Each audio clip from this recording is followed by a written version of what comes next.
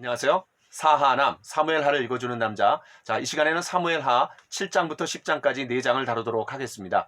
여러분, 이제 사무엘하는 크게 4파트로 나눠진다 그랬어요. 자, 1장부터 4장까지는 유다의 왕 다윗, 그리고 5장부터 9장까지는 이스라엘의 왕 다윗, 그리고 10장부터 20장까지는 추락하는 왕 다윗.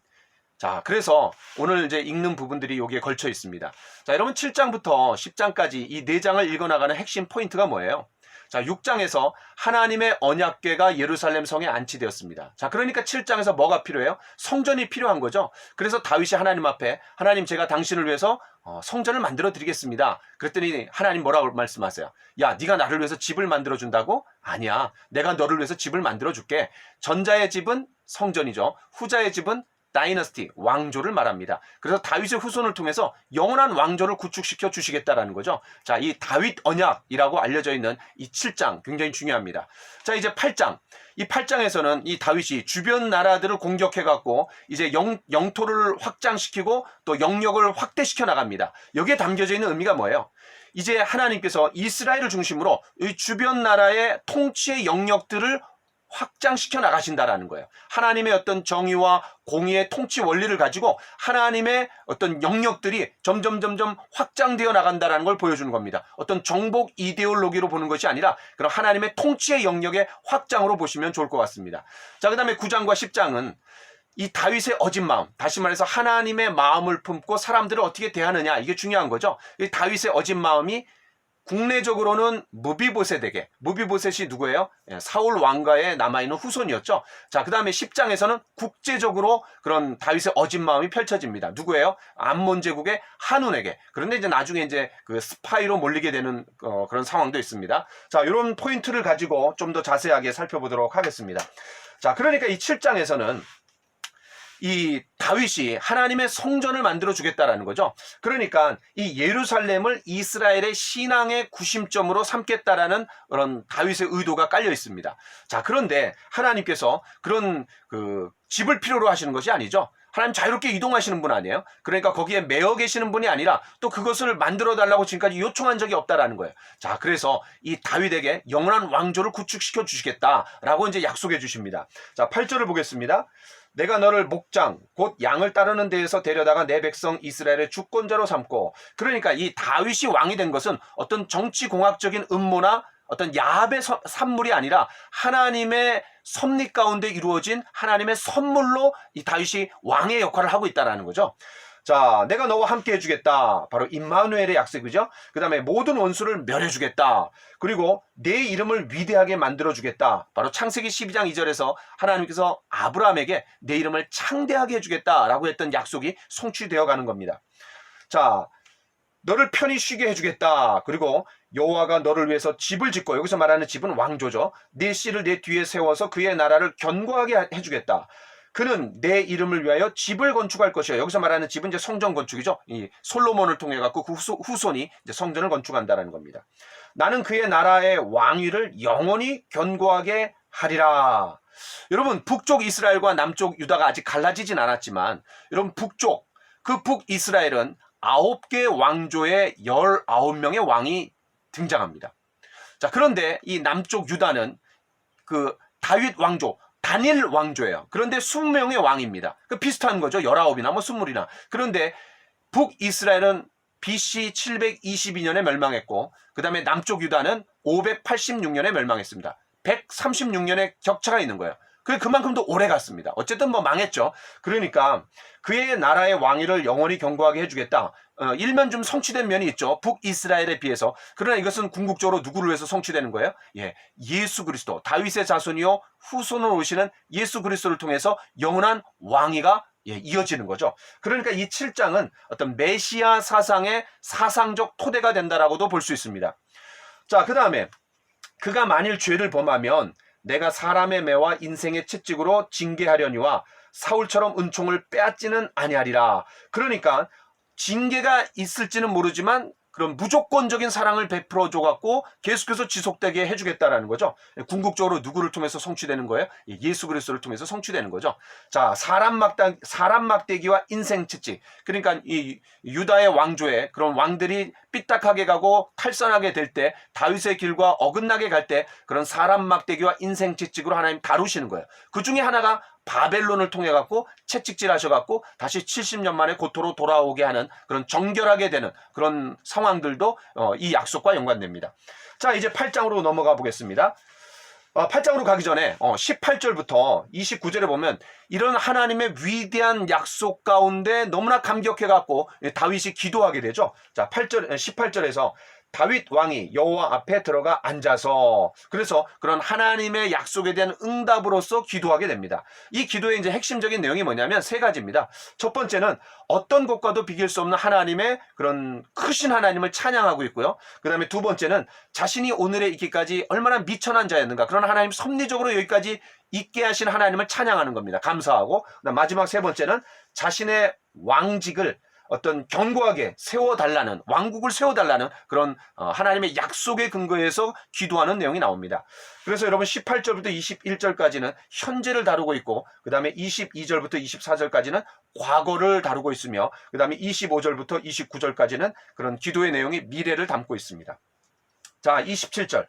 만군의 여호와 이스라엘의 하나님이여, 주의 종의 귀를 기울이시고, 주의 종의 귀를 여시고 이르시기를 내가 너를 위하여 집을 세우리라 하셨으므로 주의 종이 이 기도로 주께 간구할 마음이 생겼나이다. 그러니까 다윗의 기도가 어떤 기도예요?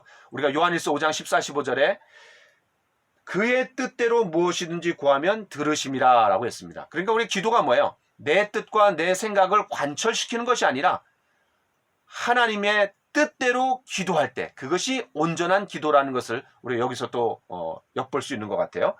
자, 이 7장에서 조금 난해 구절이 있습니다. 여러분 19절에 주 여호와여 이것이 사람의 법이니이다.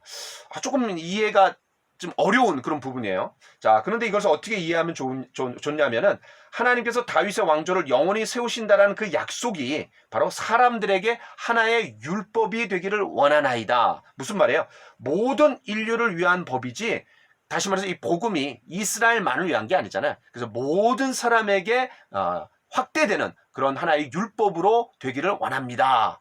바로 다윗의 후손을 통해서 예수님이 오시니까요. 그걸 염두에 두는 거죠. 자, 이제 8장으로 넘어가겠습니다. 자, 아까 말씀드렸던 것처럼 이 8장은 그런 세력을 확장시키고 영토를 확장시키는 건데, 지금까지 다윗은 수세적이고 방어적이었어요. 그런데 처음으로 공격을 해 들어가는 겁니다. 그래서 여러분 이걸 어떤 정복 이데올로기로 보시지 마시고 그런 하나님의 통치의 영역이 확장되어 간다, 그렇게 보시면 좋겠어요. 그래서 이제 여러분 15절부터 18절에 보면은 그런 다윗이 모든 백성에게 정의와 공의를 행했다라고 얘기하는 거죠. 그럼 하나님의 정의와 공의가 주변 나라들로 계속해서 스며들게 하는 그런 통치의 영역이 확장되는 겁니다. 자, 6절과 14절에 하나님의 승인이 있어요. 무슨 말이냐면 다윗이 어디로 가든지 여호와께서 이기게 하시니라 라고 이제 두 번이나 반복이 되는 거죠. 자, 그 대목을 좀 보시면 좋을 것 같고, 자, 그 다음에 이제 11절과 12절에 이 다윗이 정복한 나라에서 얻은 모든 것들을 어떻게 해요? 하나님 앞에 드립니다. 무슨 말이에요? 이 전리품을 자기가 취하는 것이 아니라 하나님의 것이라는 거죠. 자, 여기에 중요한 내용이 담겨져 있습니다. 뭐예요? 하나님만이 유일한 종주가 되시고, 그리고 다윗을 포함한 모든 인간 왕들은 봉신이라는 거예요. 자, 여러분 고대 사회에서 그런 강대국과 약소국이 서로 조약을 맺습니다. 그런데 그 강대국을 뭐라 하냐면 종주국이라고 얘기하고, 그 다음에 약소국을 봉신국가라고 합니다. 이 봉신국가를 잘 보호해주고 인도해줬어요. 그거에 대해서 고마운 마음을 가지고 조공도 갖다 바치고, 그 다음에 충성과 헌신을 다짐하게 되는 거죠. 그러니까 어떤 그런 개념이 여기 깔려 있는 거예요. 하나님만이 유일하시고 참되신 종주이시고 우리 모두는 그런 봉신 국가에 불과합니다 라고 하면서 하나님 앞에 모든 것들을 갖다 바치는 거죠. 자, 그 다음에 이제 9장. 자, 이 9장과 10장은 그런 그 다윗의 어진 마음이 펼쳐진다 그랬어요. 자, 특별히 이 9장의 주인공이 누구냐면은 무비보셋입니다. 자, 근데 이 무비보셋이 사무엘하 4장을 다룰 때 제가 특별히 언급하지 않았어요. 여러분, 사무엘 4장이 뭡니까? 이스보셋이 살해당하는 거예요. 자, 그런데 거기에 생뚱맞게 이 무비보셋 이야기가 들어가 있어요. 제가 한번 읽어보겠습니다. 4장 4절. 사울의 아들 요나단에게 다리 저는 아들 하나가 있었으니 이름은 무비보셋이라. 전에 사울과 요나단이 죽은 소식이 이스라엘에서 올 때에 그의 나이가 5살이었는데 그 유모가 안고 도망할 때 급히 도망하다가 아이가 떨어져 절개되었더라. 왜 이 내용이 거기에 들어갔을까요? 다시 말해서 그 사울 왕가의 왕위 계승자가 더 이상 없다라는 것을 슬며시 암시하는 겁니다. 이제 두 다리를 절개됐어요. 장애인이에요. 그러니까 아무래도 사울 왕가를 다시 일으키는 그런 역할들은 할 수가 없다라는 것을 넌지시 여기서 암시하고 있는 거죠. 자, 그래서 이제 이 무비보셋이 그런 배경 가운데 다리를 절개되었는데, 자, 1절부터 8절에 보면 다윗이 뭐라 그래요? 사울의 집에 아직도 남아있는 사람이 있느냐? 내가 요나단으로 말미암아 그 사람에게 은총을 베풀리라. 여기서 은총이 헤세드입니다. 자, 은혜를 베풀고 싶다라는 거예요. 그런데 그 근거가 뭐예요? 토대가 뭐예요? 내가 요나단으로 말미암아. 여러분 사무엘상 20장에서 그 요나단과 다윗이 어떤 하나님 앞에서 우정어린 그런 언약을 맺습니다. 바로 그 언약의 핵심이 뭐예요? 나와 내 후손을 좀 보살펴 달라라고 이제 그렇게 얘기하는 거죠. 자, 그래서 이 요나단과 맺은 언약 때문에 무비보셋이 혜택을 누리는 거예요. 혜택을 누립니다. 자, 그랬더니 시바가 뭐라 그래요? 사울의 집 종이죠. 요나단의 아들 하나가 있는데 다리 저는 자인이다. 자, 그래갖고 이제 사람을 보내갖고 이 마길의 집에서 그를 데려옵니다. 그때 다윗이 뭐라 그래요? 무비보셋이요. 무비보셋이요. 7번이나 무비보셋이라는 이름이 나옵니다. 여러분, 무비보셋은 지금 다윗 입장에서는 정적이에요. 그러니까 어떻게 해서든 알려주면 안 돼요. 그러니까 죽은 자처럼 살았어요. 자기 스스로의 어떤 그런 정체성을 뭐라 그래요? 보소서, 당신의 종이니이다. 또 무비보셋이 이 종이 무엇이기에 왕께서 죽은 개 같은 나를 돌아보시나이까. 그러니까 자기 어떤 정체성이 그래요. 그런데 무비보셋이요. 하나의 인격적인 대우를 해주는 거고 사람 취급을 해주는 거죠. 더 나가서 왕의 식탁에 항상 함께 식사할 수 있도록 해줬고 그다음 왕자 중 하나로 여겼다 그랬어요. 그러니까 어쨌든 이 다윗의 왕권을 위협할 수 있는 하나의 어떤 경쟁자고 잠재적인 어떤 그런 위험 요소죠. 그런데 이제 끌어들이는 거예요. 여러분 앞에서 2장인가요? 요압이 이제 아브넬이 다윗에게 붙으려고 할 때 위기의식을 느끼고 그냥 죽이죠. 어떤 경쟁자이기 때문에 그런 모습하고는 완전히 대조되는 것 같습니다. 자, 그 다음에 이제 9절부터 13절에 보면은 이 시바를 불러갖고 이렇게 얘기하죠. 사울과 그에 속한 것을 내가 다 내 주인의 아들에게 주었노니 너와 내 아들들과 내 종들은 그를 위하여 섬기라. 그러나 내 주인의 아들 무비보셋은 항상 내 상에서 떡을 먹으리라. 자, 항상 내 상에서 떡을 먹으리라. 이게 이제 계속해서 반복해서 여러 번 나옵니다. 자, 그러니까 이 사울 왕가를 열렬하게 지지했던 그런 북쪽 이스라엘의 민심을 얻을 수 있는 어떤 현실 정치적인 측면도 여기에 깔려 있다라고 우리가 볼 수 있습니다. 자, 우리가 이제 이 9장을 보면서 복음을 좀 생각해 보게 됩니다. 그 요나단과 맺은 언약 때문에 무비보셋이 굉장한 혜택을 누렸어요. 자, 여러분, 예수님께서 십자가에서 흘리신 보혈의 피, 그 언약의 피 때문에 우리가 하나님의 자녀가 되는 엄청난 특권을 누리는 거죠. 영접하는 자, 곧 그 이름을 믿는 자들에게는 하나님의 자녀가 되는 권세를 주셨으니 우리 모두가 굉장히 권세 있는 하나님의 자녀가 되었다라는 거예요. 어떻게 해요? 무비보셋이 요나단 때문에 다윗과 요나단에 맺은 그 요나단 때문에 그렇게 혜택을 누렸던 것처럼 우리도 예수님 때문에 그런 놀라운 하나님의 자녀로서의 신분을 누리고 그런 권세 있는 신분을 우리가 가지고 살아갈 수 있다는 것을 우리가 좀 다시 한번 강조하고 싶습니다. 자, 그 다음 마지막 10장입니다. 자, 이제 10장에서는 그런 다윗의 어진 마음이 국제적으로 표현이 되는 거죠. 자, 1절부터 5절에 보면은 암몬 왕 나하스가 죽자 이제 이 다윗이 조문 사절단을 보냅니다. 그러면서 뭐라 그래요? 그의 아버지가 내게 은총을 베푼 것 같이 내가 그렇게 하겠다. 약간 구장하고 비슷하게 시작하고 있는 거죠. 자, 그러면 그의 아버지, 그의 아버지가 누구예요? 나하스죠. 여러분 나하스가 어떤 사람입니까? 사무엘상 11장에서 이제 길르앗 야베스를 침공해요. 그때 힘이 딸리니까는 그 길르앗 야베스가 뭐라 그래요? 조약을 맺자 그래. 그렇게 얘기하죠. 그때 뭐라고 얘기합니까? 내가 너희들의 오른 눈을 다 빼기까지는 내가 조약을 맺지 않겠다. 그래갖고 이제 길르앗 야베스가 어떻게 해요? 말미를 달라고 하면서 시간을 좀 벌고 이제 사울에게 얘기합니다. 그래갖고 이제 사울이 가갖고 다 때려부시죠. 아마 그때 이 사울이 암몬 왕 나하스를 굴복시켰기 때문에 종주국과 봉신국가의 어떤 조약이 맺어지지 않았을까라고도 이제 생각해 볼 수 있고, 또 하나는 이 사울에게 한 방 맞았기 때문에 그런 사울의 원수였던 다윗, 그 다윗하고 어떤 서로 공감대가 형성이 되면서, 왜냐하면 이 나의 원수의 원수는 나의 친구가 된다라는 그런 말이 있잖아요. 그러면서 어떤 다윗하고 성경에 나와 있진 않지만 그런 가까운 관계를 유지했던 것 같아요. 어쨌든 그런 너의 아버지가 내게 은총을 베푼 것 같지 나도 그렇게 은총을 베푸겠다라고 이제 그렇게 접근하는데, 이 암몬의 관리들이 이 다윗의 의도를 오해하고 곡해하는 거죠. 뭐라고 얘기해요? 이 성을 엿보고 탐지해서 함락시키려고 온 자들입니다 라고 어떤 스파이로 몰아가는 거죠. 자, 그래갖고 어떻게 합니까? 이 한운이 조문객의 수염을 절반을 깎고, 굉장히 우스꽝스러웠겠죠. 그 다음에 의복을 잘라서 수치스럽게 보냈어요. 그러니까 그냥 궁둥이가 다 보이고, 야, 그러니까는 이 다윗의 영향력에서 벗어나려는 의도였는지, 하여튼 뭐 자세히는 모르겠지만 굉장히 하여튼 그 수치를 줬어요.